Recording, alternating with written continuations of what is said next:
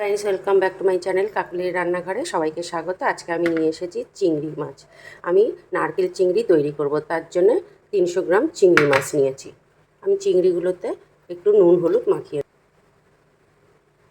এদিকে মিক্সি বোল নিয়েছি, এর মধ্যে হাফ টমেটো দিয়ে দিয়েছি বড় সাইজের, 4-5টা কাঁচা লঙ্কা, একটা বড় সাইজের পেঁয়াজ পেস্ট করে নেব। এদিকে কড়াই তেতে গেছে, কড়াইতে তেল দিয়ে দিলাম। এবার চিংড়ি মাছগুলো ভেজে নেব। চিংড়ি মাছগুলো ভাজা হয়ে গেছে, তুলে নেবো। এবার কড়াইতে আর একটু তেল দিয়ে দেবো। তেলের মধ্যে এই তেলে আমি একটু জিরে ফোড়ন দিলাম। এবার একটা তেজপাতা আর একটা শুকনো লঙ্কা দিলাম। নাড়াচাড়া করে আমি একটা আলু বরফি করে কেটে নিয়েছিলাম, সেটা ভেজে নেবো।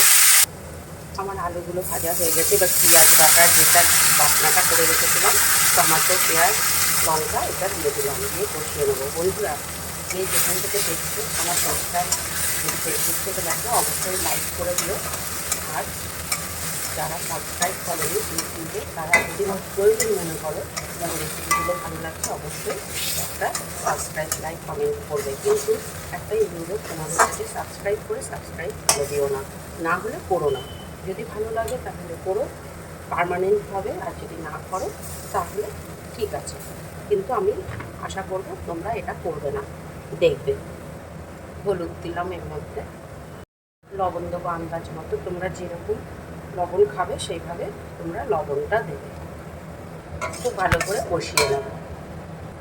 এখানে একটু কাশ্মীরি লঙ্কার গুঁড়ো দেবো যাতে কালারটা সুন্দর আসে। খুব ভালো করে কষিয়ে নেবো। আমার কষানো হয়ে গেছে। এইভাবে একবার চিংড়িটা তৈরি করে খাও, দেখো দুর্দান্ত লাগবে, দারুণ স্বাদের হবে। আমি এবার চিংড়ি মাছগুলো দিয়ে দেবো, দিয়ে ভালো করে খানিকক্ষণ কষিয়ে নেবো।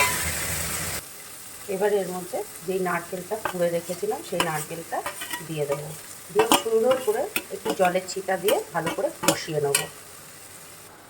এবার খুব সুন্দর করে কষাবো এটা। এবার এর মধ্যে একটু মিষ্টি দিয়ে দেবো স্বাদটা বাড়ানোর জন্য। এবার ভালো করে আবার হয়েই এসে আর 5 মিনিট মতো রেখে দেবো, দিয়ে তুলে নেব। একটু ঘি দিয়ে দেবো।